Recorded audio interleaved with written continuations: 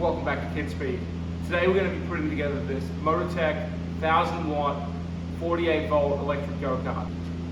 Save a bit of time, I've gone ahead and uncrated the cart. I've got it up on these two sawhorses. I do a lot of these builds. They're a lot easier for me if I can do them at standing height. For most people, you'll do these on the ground, but the steps are just the same. So let's go ahead. One of the first things I did after uncrating it is I took the wheels, as you can see on the ground here, and any other spare parts out of the cart before going any further.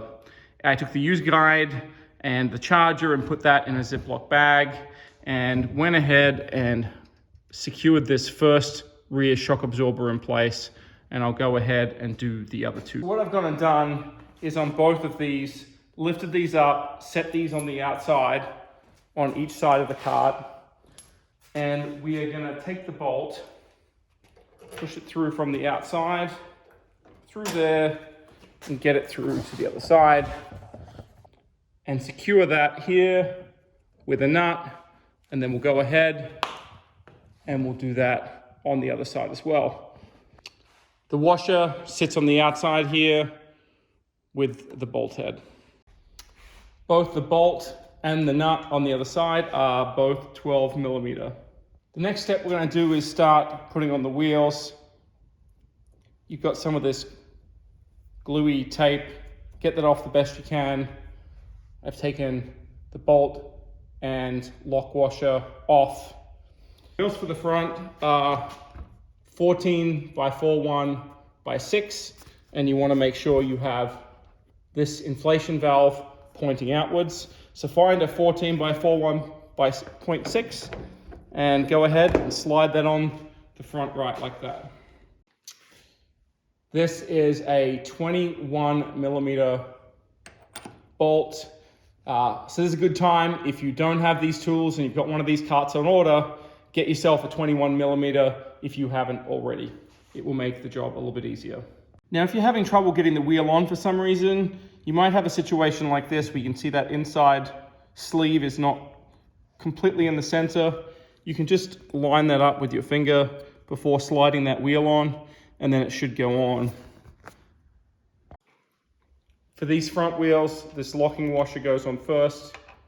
Definitely start this bolt by hand, and then if you're lucky enough to have it an impact, you can do it up with an impact. The rear here is going to be a little bit different. You've got this pin that you can probably see right there that's strapped on. That needs to go in and line up with the wheel as we put that in. So I'll show you how to do that. The other thing that I will stress is we're going to have to loosen this chain. There is absolutely zero slack in this chain from the factory. It's probably one of the most important things I'll stress with people. So we're on the back of the cart here on the chain side. You'll see there's this spacer here, and you'll see this piece, in case it falls out as you're building it, just slides back in that groove there like that, and our larger wheel goes on there. This is our larger back wheel, the 14 by 5 by 6. So there is a key channel in there, you can see right there, and you have to line that up. Easiest way to do that is just make sure this metal piece is at the top here. Make sure this groove is at the top here. And it should just slide right on like that. Now these are locking nuts. You can see the little vinyl locking piece in there. So you shouldn't have to apply any Loctite or anything to them. But obviously that does wear down after you take them on and off. And here is the other side. Next, we're going to put the steering wheel on. We're going to undo this bolt. All right, so all you need to do is slide this plastic piece up. You're going to have to lift this steering up a little bit. Slide this in so these holes line up, and then slide this bolt through. When you are done, it should look like that. And then you can put this nut on the other side and tighten it up. All right, go ahead and take this piece out of the plastic. Note that there's always some random bolts in the plastic there. These two were here in the front there.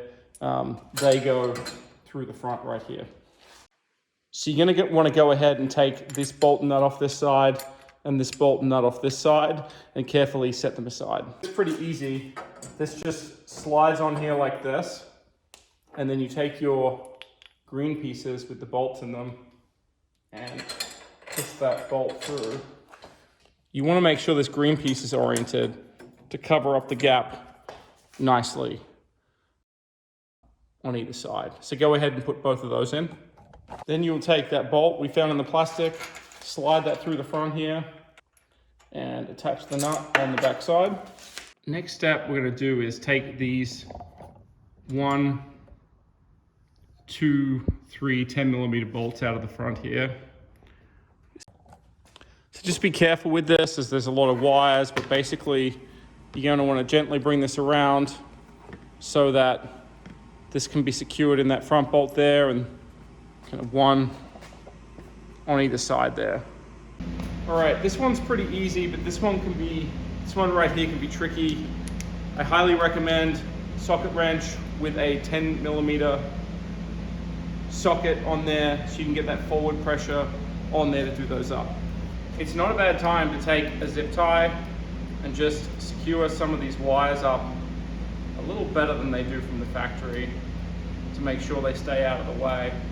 All right, cart's back on the ground. We're going to go ahead and put this piece on.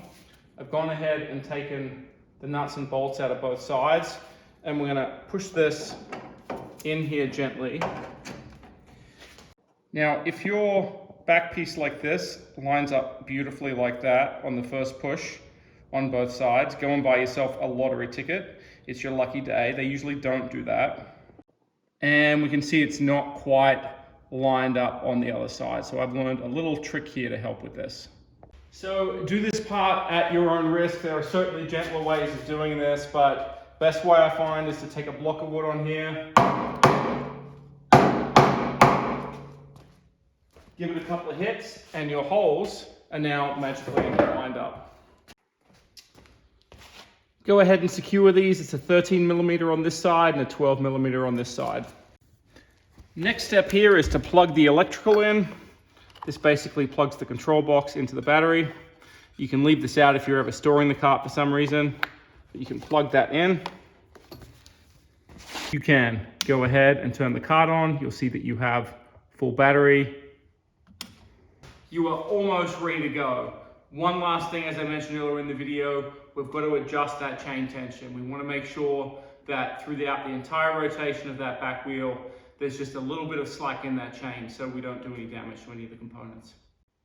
All right, there are 6 12mm bolts we're gonna have to loosen. 1, 2, 3, 4, 5, and 6, and then we should be able to loosen these back ones by hand.